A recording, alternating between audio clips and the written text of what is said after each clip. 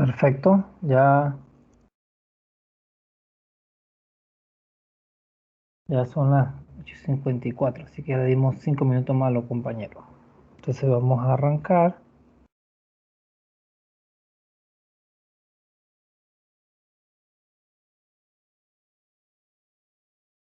Bien, vamos a hacer unos cuantos problemitas conceptuales, algunas cositas ahí, para que veamos cómo puede ser algunas cosas en el parcial. Todas las preguntas que les voy a colocar aquí son preguntas que yo he colocado en parciales a lo largo de mi trayectoria como profesor del departamento de bioquímica. Bien, esta la vimos en la práctica que hicimos en el primer parcial, pero le dije que no se lo íbamos a colocar porque no hicimos ningún tipo de cálculos porque solamente hemos llegado hasta glucólisis. El parcial este que viene incluye ciclo de ácido cítrico, cadena transportadora de electrones, otra ruta del metabolismo de la glucosa y fotosíntesis. Entonces ya es mucho más complejo en material, por eso que les minimicé contenido en la cadena transportadora de electrones y fotosíntesis para que fuese mucho más puntual. Y los otros sí ya tienen que saber, como les explicaba, todas las rutas metabólicas del ciclo de Krebs y la otra ruta del metabolismo de la glucosa para que puedan hacer más hincapié en eso. Bien. Si yo le pido que usted calcule la producción de ATP que se obtendría por la oxidación completa, y este es el término, oxidación completa. ¿Qué expliqué en clase que era la oxidación completa? Cuando los electrones son totalmente transferidos a la cadena transportadora de electrones o insertados. Exactamente, significa que el aceptor final de los electrones en la cadena transportadora de electrones, que es el oxígeno, acepta esos electrones. Entonces, si eso ocurre, usted le preguntan glucosa 6-fosfato, ¿cuántos ATP puede producir? Y acetilcoenzima. Entonces, vamos aquí. Usted ya sabe que desde la glucosa, vamos a hacer todo lo que es la glucólisis, digamos a piruvato,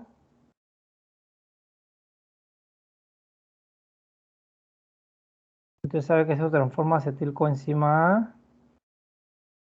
Vamos a aprovechar, le voy a dejar estas diapositivas así mismo guardado lo que raye para que les quede ahí, para que puedan estudiar, se las subo ahí. Acetilcoenzima A.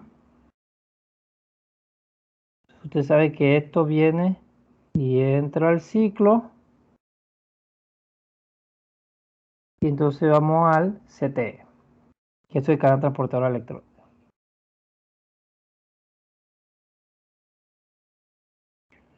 Bien. Cuando vimos la clase, yo les dije a usted que cada vez que el acetilcoenzima A entraba, ¿cuántos ATP se generaban? De aquí directamente cuando pasaba aquí.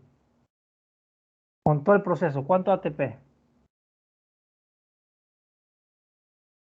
De acetil o de Directamente de aquí mismo acetilcoenzima. ¿Cuántos? Si era un solo acetilcoenzima, ¿cuánto ATP era?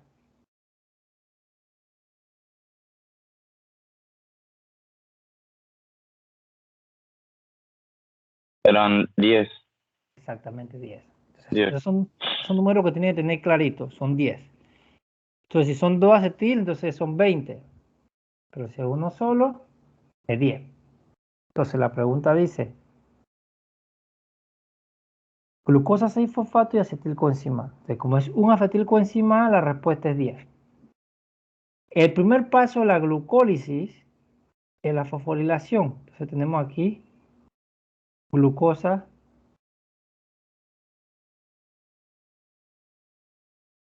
6-fosfato. Entonces, si yo entro a la glucólisis desde aquí, el primer paso, que es catalizado por la exocinasa, me lo salto. Entonces, ese ATP que se consume, ya no lo estoy consumiendo porque estoy arrancando desde aquí. Entonces, usted ya sabe, por lo mismo en clase, que la producción de ATP de la glucólisis son 4, pero como se consumen 2, decimos que la producción neta es 2. Y cuando el piruvato va a acetilcoenzima, que hay un NADH por cada piruvato, entonces es 2.5. Entonces, si yo sé que desde glucosa a la carga de transportar electrones, el total de ATP que me genera eso, ya usted lo tiene que saber así como de memoria, son 32 ATP, y eso me lo genera cuando este paso consume un ATP. Pero si yo arranco de aquí, no estoy consumiendo este. Entonces, la producción neta aquí que me produce 4 ATP, ¿verdad? Aquí produce 4 ATP. Cuando llegamos desde aquí, pero si yo consumo 2, genero de manera neta 2. Pero si no consumo 2, sino solamente consumo 1, entonces tengo 3 ATP. Entonces quiere decir que este 32 ATP, yo le sumo un ATP más.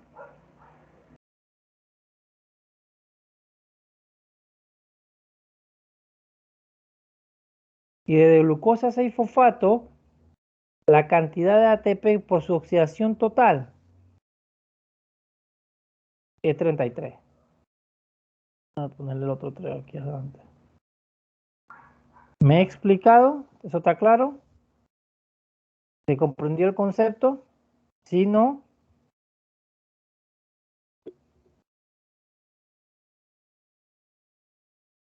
Profe, entonces si partiéramos de otro sustrato, ajá, no sé si sustrato, ajá, de otra, sí, sí, sí, sí, sí, sí, sí, sí, sí. de otro sustrato en la glucólisis, así mismo va a ser, tipo el Así, otro paso donde se consume ATP es esa, el tercero. exactamente. Si tú comienzas de abajo del tercero, ya tú no estás consumiendo esos dos. Entonces tú lo vas sumando. Si tú arrancas desde aquí, si tú arrancas con piruvato y es uno solo, tú nada más sumas desde aquí hacia adelante. Si arrancas solamente aquí es uno solo, tú de aquí en adelante. Pero si tú vienes de la glucólisis, tienes que tomar en consideración qué está ocurriendo. Si tú no arrancas ni del 1 ni del 3, que son los que consumen ATP, entonces tú le estás sumando los dos ATP que no estás consumiendo. Entonces, cuando vienes aquí, si tú arrancas desde ya cuando se parte, y estamos en la etapa de producción, no la de consumo de ATP, y es una sola, tú tienes que tomar en consideración que nada más es una sola. ¿Me estoy explicando? Espera un momentito, yo creo que es mejor que les enseñe lo que me refiero, para que les quede claro. Porque la misma diapositiva que les pasé a ustedes de glucólisis,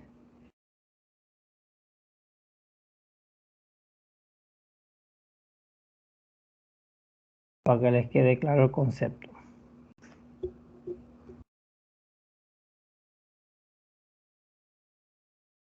Aquí está la misma diapositiva de glucólisis que ustedes tienen. Lo mismo que yo le dije a usted. Bien. Si usted parte desde aquí, esto tiene 6 átomos de carbono. Entonces todo lo que venga para acá abajo, obviamente es por 2. Pero si yo parto desde por acá, usted ve que ya aquí está la base de hidroxacetona fosfato, glucerol 3-fosfato. Supongamos que usted parte de aquí y es uno solo. Usted además genera este ATP y este ATP, esos dos. Luego usted tiene que contabilizar el piruvato acetilcoenzima y de aquí en adelante. Pero es uno solo. ¿Me estoy explicando? No son, ya es una molécula de 3 átomos de carbono. Ya no son 6 átomos de carbono, así que ya no lo puedo multiplicar por 2. ¿Eso queda claro el concepto? Sí, profesor. Listo, entonces eso lo tienen que tener claro. Tienen que saber de dónde está partiendo. Bien, vamos a descartar este, damos a este. Bien, la siguiente. Dice, una molécula de glucosa de la dieta puede ser oxidada a través de la glucólisis y el ciclo ácido cítrico para generar un máximo de 32 moléculas de ATP. Dice, calcule la fracción de esta energía que se pierde cuando la glucosa se almacena como glucógeno antes de ser catabolizado. Es una fracción. Entonces, una glucosa es igual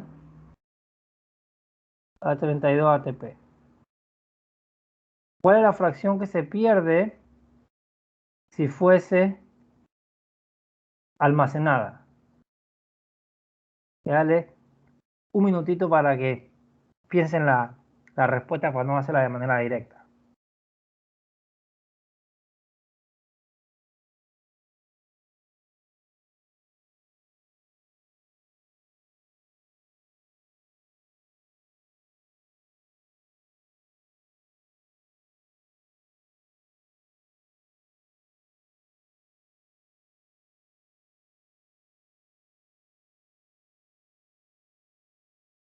¿Puede poner un momentito la pregunta, por favor?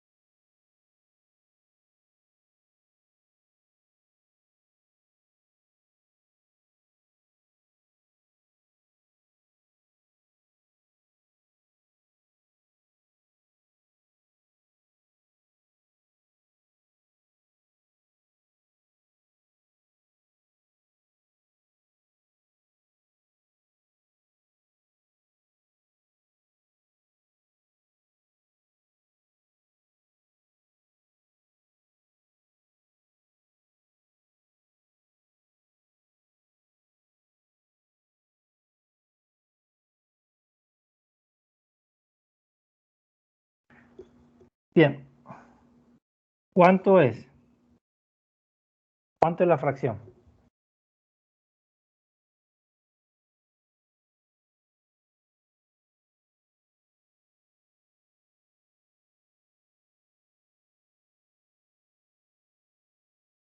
Dice, calcule la fracción de esta energía que se pierde cuando la glucosa se almacena como glucógeno antes de ser catabolizada. Si es una fracción y es una glucosa y 32 ATP, ¿cómo usted cree que debería escribir la fracción? De 1 a 32. 1 en 32. Esa es la fracción.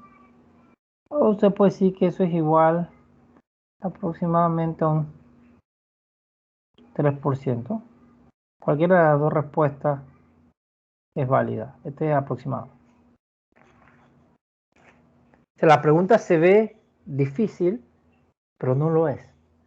Es cuestión de poner en contexto lo que se le está pidiendo. Dice esta pregunta. En los músculos el glucógeno se descompone por la siguiente reacción. Ante todo me disculpo con ustedes porque yo soy de colocar todas mis cuestiones con Kendro, pero como cambié de sistema operativo, entonces yo tengo la otra computadora, se me dañó el Wi-Fi, así que no puedo exportar las cuestiones y como tiene un problemita. Y ahí tengo el Kendro y lo demás. Así que aquí tuve que hacerlo con el lápiz del PowerPoint, así que mil disculpas por eso. Entonces dice, en los músculos el glucógeno se descompone por la siguiente reacción. Esta N es indicativo de que es un polímero. No sé si lo han visto alguna vez en algún texto. Entonces cuando tú hablas de polímero y tú pones N veces el monómero. Y fosfato inorgánico te da glucosa 1 fosfato más glucosa N-1. Le estamos quitando un residuo. Dice, ¿cuál sería el rendimiento de ATP por molécula de glucosa en el músculo si el glucógeno constituyera la fuente de glucosa? Vamos a darle un minutito para que lo mediten. Profe, pero puede dejar la pregunta. Sí, no hay problema. Vamos para atrás. Ahí está.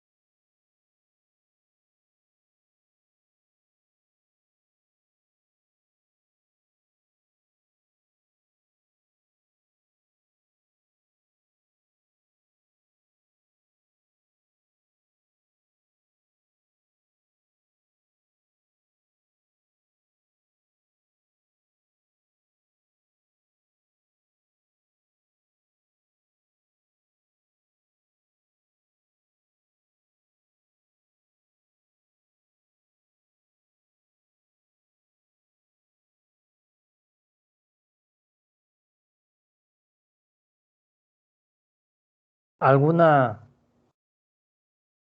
idea? Primer dato. ¿Qué dice la pregunta? Bueno, yo tenía una idea, pero no sé.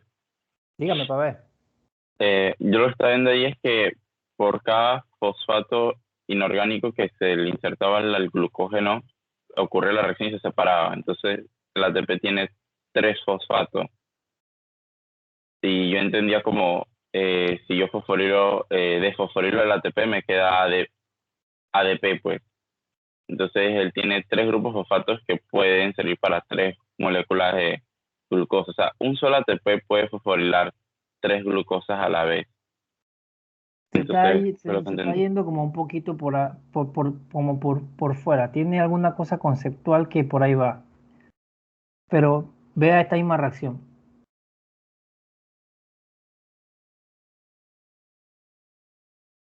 Voy a poner la doble flecha.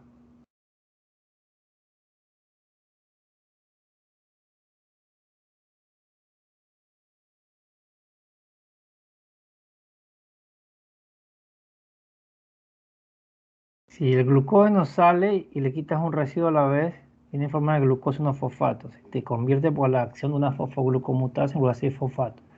Entonces estamos hablando de estos 4 ATP. Pues miren la pregunta. En ningún lado dice oxidación completa o total. ¿Cuál es el rendimiento de ATP por molécula de glucosa? En el músculo el glucógeno considera la fuente de glucosa. Si no se dice por ninguna oxidación completa o total, se asume que solamente estamos viendo ese proceso aislado fuera de todo el contexto metabólico. Entonces, por consiguiente, lo mismo, como se salta un paso, entonces en vez de ser la producción neta de 2 ATP, serían, entonces aquí para dar la respuesta, sería 3 ATP. ¿Por qué? Porque nos estamos saltando un paso en el que se consume ATP. Entonces, por consiguiente, el glucógeno es una fuente mucho más eficiente que la glucosa libre para producir energía. Pues tenemos el polímero y arrancamos de esto. Eso se convierte en glucosa 6-fosfato y entra directamente en la segunda reacción de la glucólisis. Entonces, él generaría 4 ATP, pero como me salto el primer paso, la producción de ATP sería 3. Entonces, él es mucho más eficiente que la glucosa libre. Entonces, tiene que verlo en función que la glucosa 1-fosfato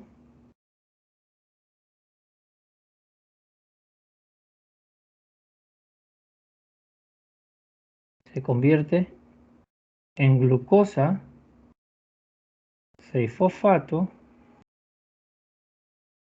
y de ahí él va a la glucólisis, él entra, vamos a ponerlo así, la reacción número 2, nos va a paseo la 1 y vamos a piruvato. Y usted sabe que como arrancamos con 6 átomos de carbono, llegamos a 2 piruvatos. Entonces, todo lo que pasa es por 2. Usted sabe que eso equivale a 4 ATP que se forman. Le quitamos el ATP que se consume en la tercera reacción. Voy a poner un 3 aquí, que es indicativo de la tercera reacción, ¿ok? No que estoy restándolo por 3. Para cuando están estudiando, después no se me confundan. Voy a ponerlo aquí. Este es mi acrónimo de reacción. Entonces son 3 ATP. ¿Eso quedó claro? ¿Quedó claro? ¿Sí, no? Sí, profe. Entonces, así es que quiero que lo entiendan. Más que memorizárselo, tienen que saber qué está ocurriendo. Y vamos a la siguiente. Esta es teórica. Dice, los desacopladores de la fosforilación oxidativa. Usted ya sabe que en la mitocondria estamos hablando de canal transportador de electrones a fosforilación. Y también desacoplan el transporte fotoelectrónico. Cuando tú ves fotoelectrónico, el SSP en los cloroplastos, estamos hablando de fotosíntesis. Dice, explique este enunciado. Entonces es algo conceptual. ¿Qué ustedes creen que ocurre aquí?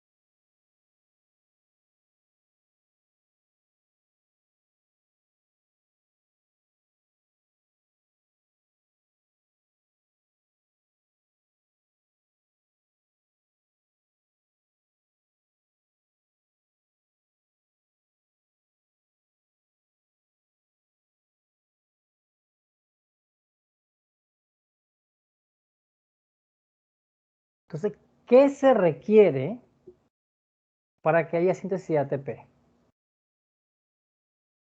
A partir de ADP y fosfato inorgánico.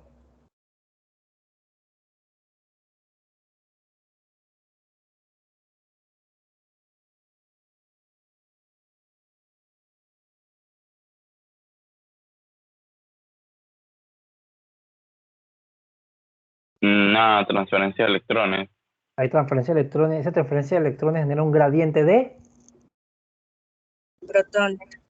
protones. Entonces, si yo desacoplo la cadena transportadora, no desacoplo el proceso fotoelectrónico en los cloroplastos, lo que yo estoy destruyendo es el gradiente de protones. Y el gradiente de protones es lo que da la energía necesaria ¿para qué? Para la síntesis de ATP a partir de ADP y fosfato inorgánico. Por consiguiente, usted va a ver esto, el que desacopla la fusión oxidativa también lo desacopla porque lo que hace es que destruyen los gradientes de protones. Voy a poner aquí, destruyen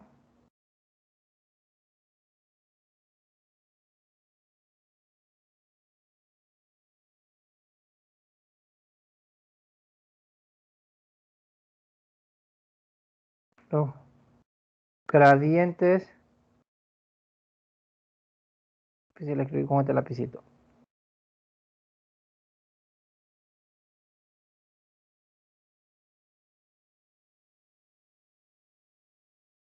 A ponerle protones aquí. Y ya listo, ya ahí lo resumimos.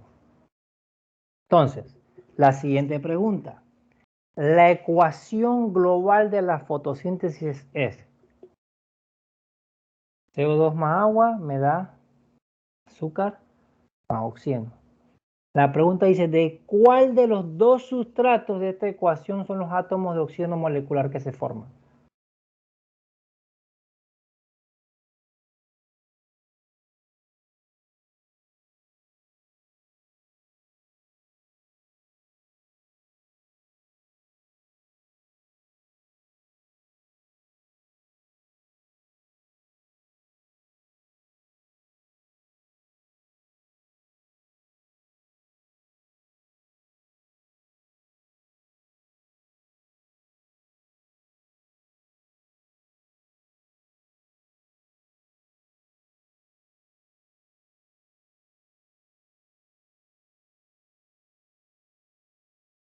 No eran del agua, en el complejo 2 el agua se reducía.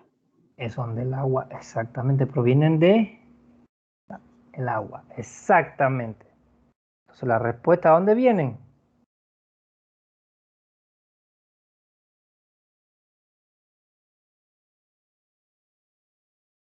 Del agua. Es una pregunta teórico-práctica. Vamos a la siguiente. ¿Cuántos, esta es la pregunta de Guevara, cuántos fotones se absorben por cada molécula de oxígeno producida en la fotosíntesis? Entonces, para explicarle a Guevara esto y al resto, vamos a utilizar el libro de un momentito, no me quiero ir para atrás. Que después Listo. Después se le borra lo que escribí. Entonces, vamos aquí. Yo soy miembro del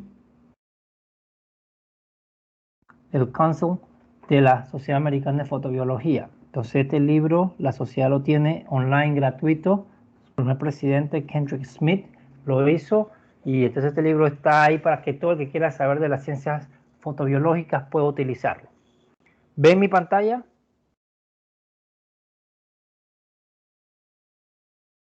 ¿Lo pueden ver? Listo, bien.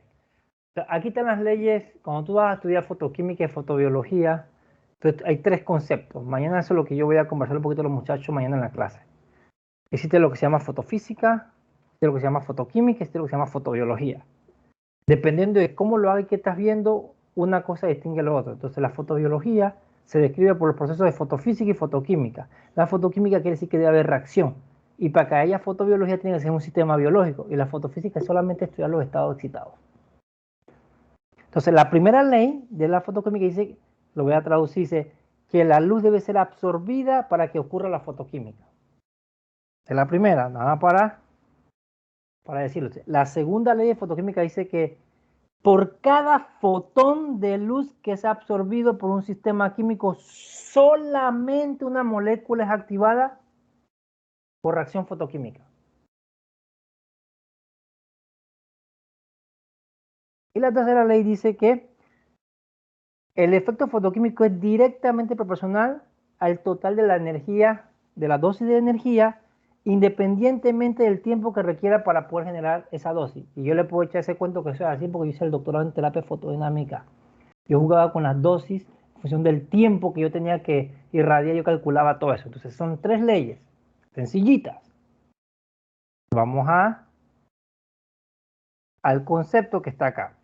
Entonces dice, ¿cuántos fotones se absorben por cada molécula de oxígeno producida en la fotosíntesis?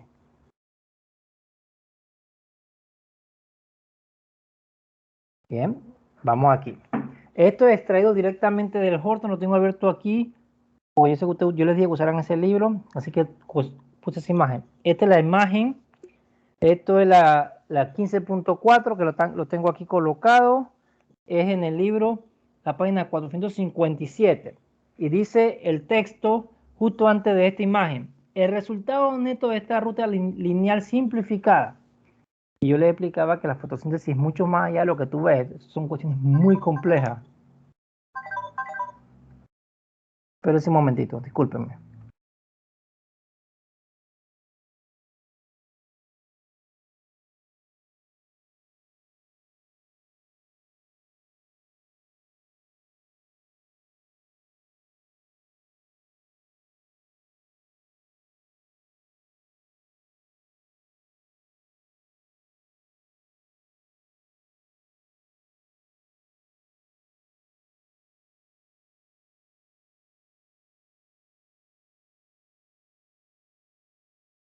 Bien, entonces, aquí viendo la ecuación, ¿usted qué ve?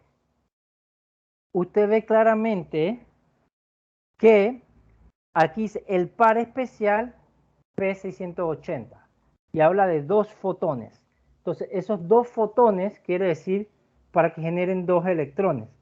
Entonces, aquí hay un short separation. Entonces, para que ocurra, y como son dos y genere dos electrones, cada fotón refiere a un electrón, porque la molécula se está excitando. Así que un fotón, un electrón. ¿Estamos claros? Entonces, como va desde todo está en serie, va desde el fotosistema 2 hasta llegar al final, tienes agua y aquí tienes un medio, el oxígeno. Pero estamos hablando que es oxígeno molecular. Entonces, por consiguiente, como es oxígeno molecular, ¿cuánto debe ser? 2 moléculas de agua para que esto sea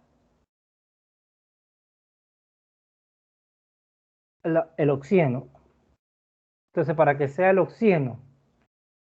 Entonces,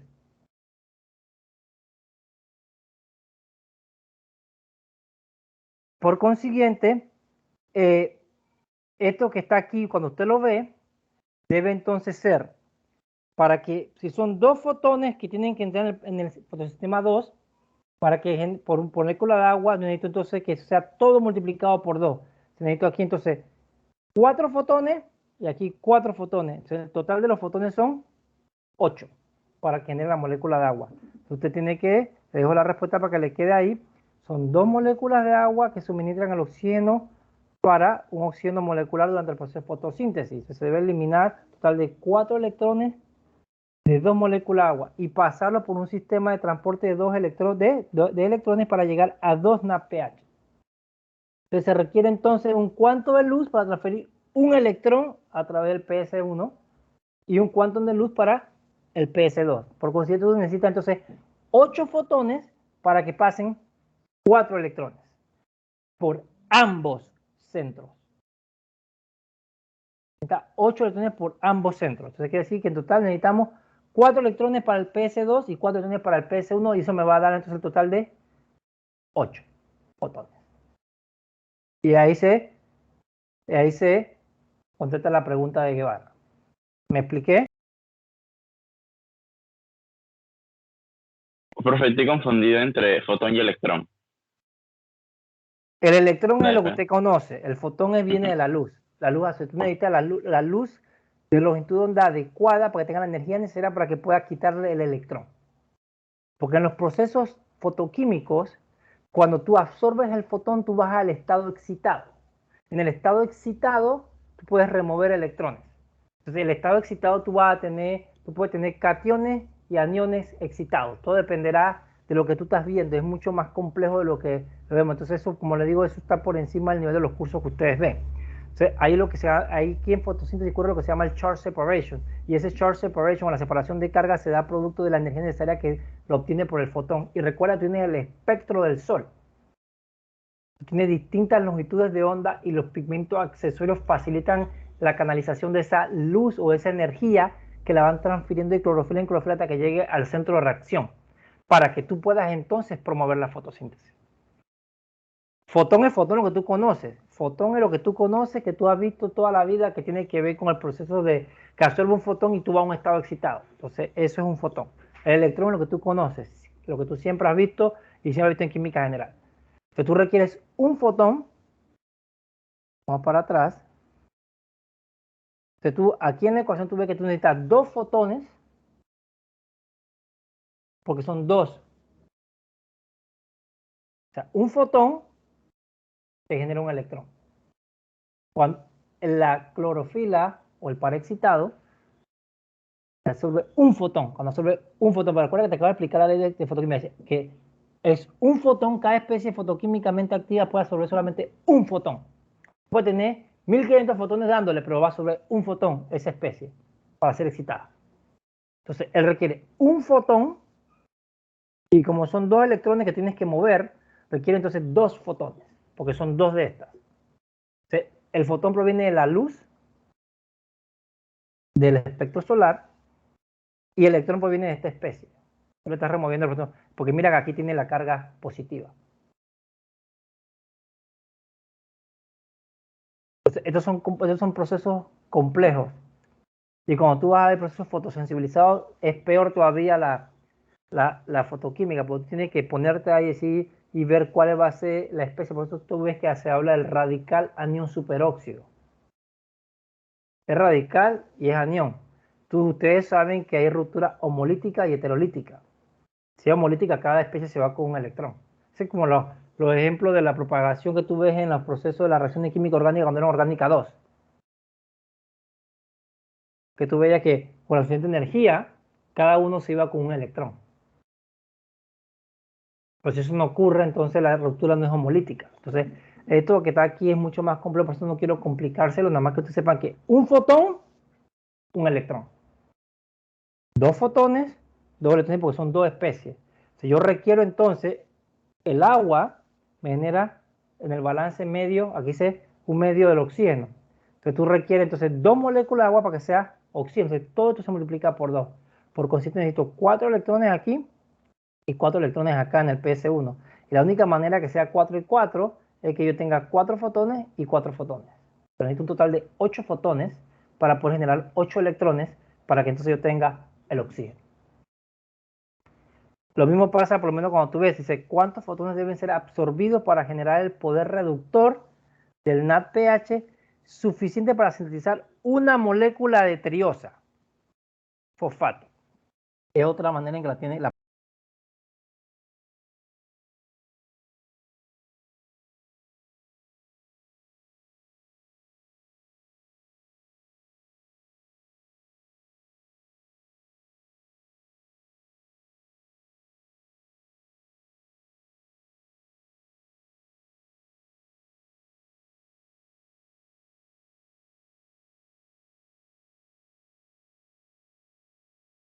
Entonces aquí, ¿cuántos fotones deben ser absorbidos?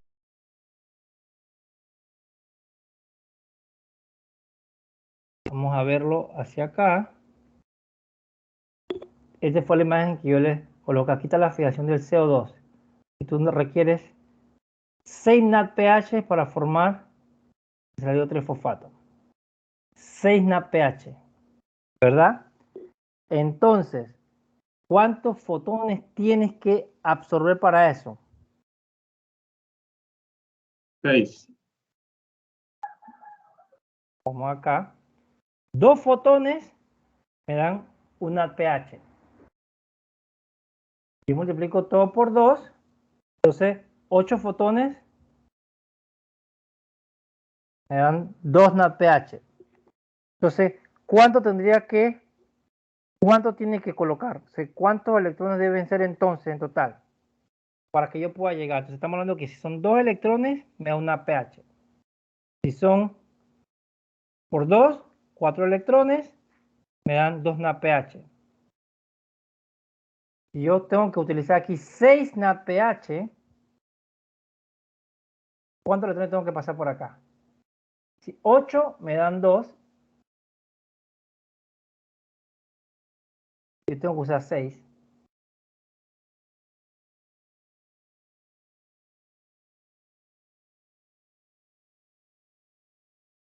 Dos electrones me da 1. 4 electrones me dan 2.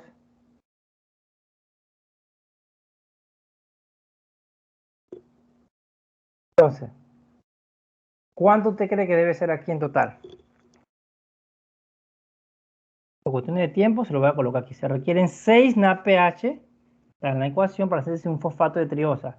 Por ciclo de Capra, tú debes transferir 12 electrones a través de los 2 centros de reacción del sistema de transporte.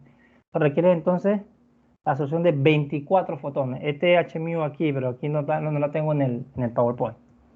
Entonces son 24. Es lo que tú requieres para que entonces se genere el NADPH.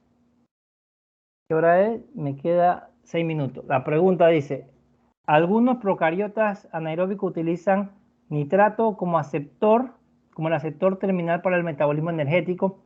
Asumiendo el 100% de eficiencia, ¿cuántos ATP se pueden sintetizar por la oxidación del NADH por el nitrato? Que tienes que buscar tus potenciales redox y lo ve aquí y hacer toda la matemática.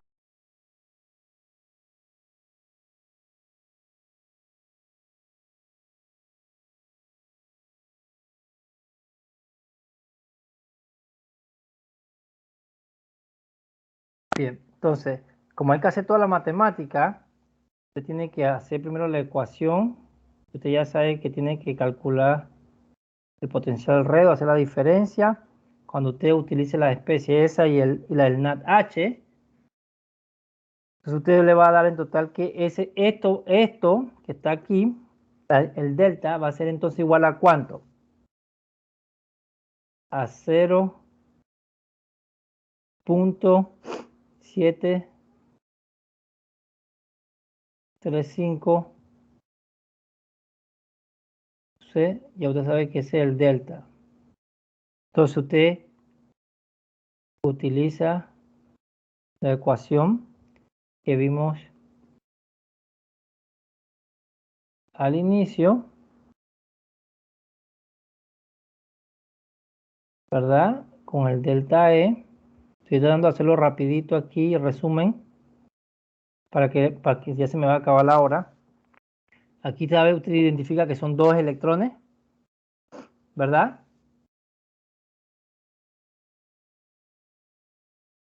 ¿Qué significa la F? La constante de Faraday. Exactamente, o sea, ya tiene el delta E que ya lo calculaste aquí. Te resuelve todo esto y esto le va a dar igual a menos 142.000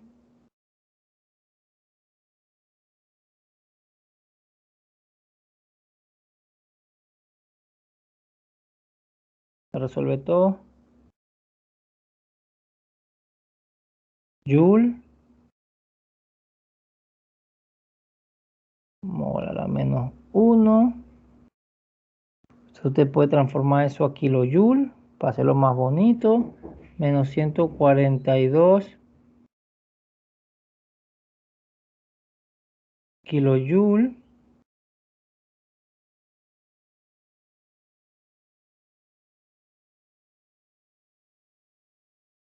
por mol.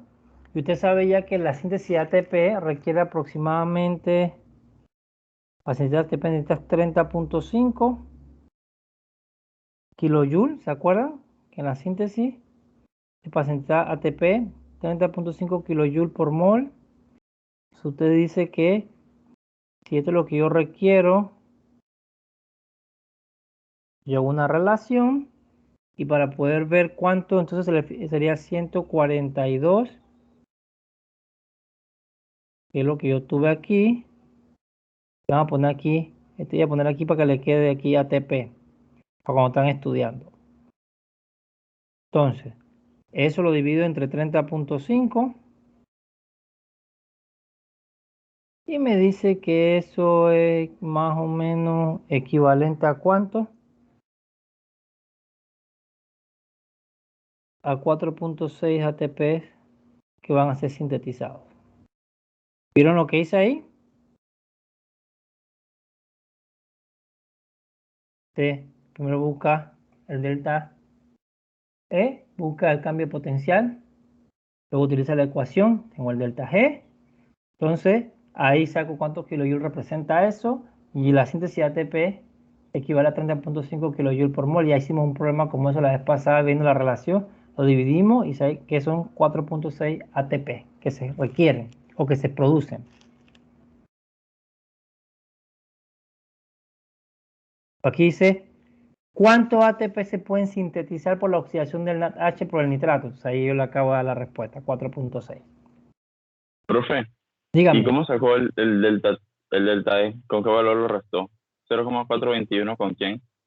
Con 0,315. 0,315. Y ese es de... El NADH.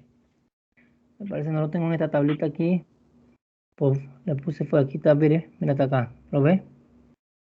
Ya, era para saber con quién tenemos que comparar. Ahí están los valores. Ya. Entonces usted utiliza los valores. Yo le voy a dar la tabla de potenciales y usted lo utiliza.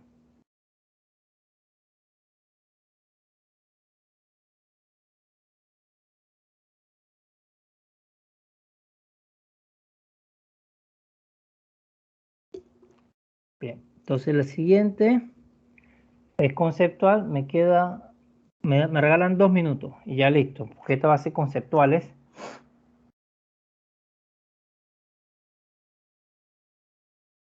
Dice, ¿por qué las reacciones de transferencia de electrones de los citocromos difieren en el potencial de reducción estándar, aunque todas las reacciones involucran la misma reacción de oxidorreducción? Y eso es sencillo. ¿De qué estamos hablando? De proteína. Entonces, por consiguiente, ¿qué va a influenciar ahí? El ambiente proteico del hierro difiere en cada uno de los citocromos, y eso es lo que hace que provoque que haya ciertas diferencias en el potencial de reducción. El ambiente proteico.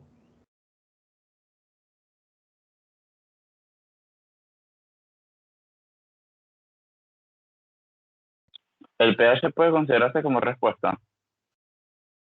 ¿O está incluido con ambiente proteico? Lo que pasa es que el ambiente, el pH no, pero porque el ambiente, bueno, depende exactamente de cómo tú vas a hacer, porque también el pH te puede influenciar, porque el pH te va a influenciar entonces con los valores de pKa de los residuos de aminoácidos que estén cercanos ahí en el centro, en el sitio activo, y eso puede garantizar que esté protonado o desprotonado y te puede influenciar entonces el microambiente proteico en función del pH. O sea, la respuesta es mucho más compleja que eso, porque ustedes, como ustedes ya saben, ciertos aminoácidos tienen cadena ionizable, y en función del pH, pero está el valor de pKa, el valor de pKa efectivo. ¿Ustedes vieron eso el semestre pasado? Sí, Lo que sí. sí, el pKa efectivo lo determina es el microambiente proteico. Sí, y eso facilita la protonación o desprotonación de un residuo de aminoácido a un valor de pKa diferente del normal. Entonces también el pH te puede influenciar, porque el pH te puede influenciar es si el estado de un aminoácido está protonado o desprotonado, y eso te va a afectar por ende las interacciones que están en el microambiente de la proteína. Así que podría ser sí, pero no es la respuesta totalmente correcta. Cuando tú dices el ambiente proteico conlleva todo, porque el ambiente proteico se entiende que está influenciado por el ambiente de todo y en el que tú lleves a cabo la reacción.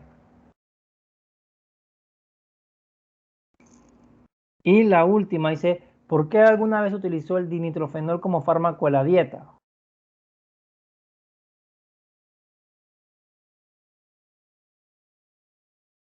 La respuesta, para que les quede, es porque es un desacoplador de la fosforilación oxidativa. Y yo les explicaba que cuando algo desacopla la cadena, lo que hace es que manda un mensaje que necesito más energía, entonces tú estás quemando más energía. Y solamente tú puedes quemar la grasa de esa manera. No es lo adecuado, pero también ahí tú puedes hacer trucos con el metabolismo para bajar de peso. Por eso es que la gente tiene que ver, entonces tiene que ver que entonces es un desacoplador. Voy a poner así, desacopla la fosforilación oxidativa. Eso PO es por inglés, pero era la fosforilación oxidativa. Vamos a la costumbre de poner el acrónimo vamos a ponérselo, vamos a tachárselo para que no se confunda. Vamos a poner así la fosforilación, pues no se confunda con el PO de la cadena transportadora de electrones. Fosforilación oxidativa. Entonces, como desacopla ese proceso, entonces puede quemar grasa.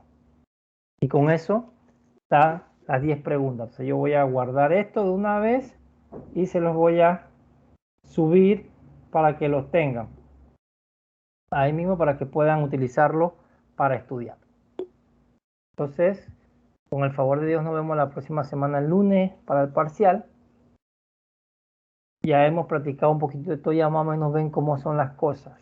Tienen que ver todo desde manera más integral y no tanto de memoria, sino tienen que tratar de entender todos los conceptos, qué es lo que viene en la mesa. Y estos son problemas que yo he puesto en parciales anteriores. Entonces ven que no es nada del otro mundo, solamente uno tiene que tener en consideración qué me está preguntando para aplicar el concepto. Que tengan excelente término de semana y nos vemos el lunes, Dios primero. No, profesor. Igual, profesor.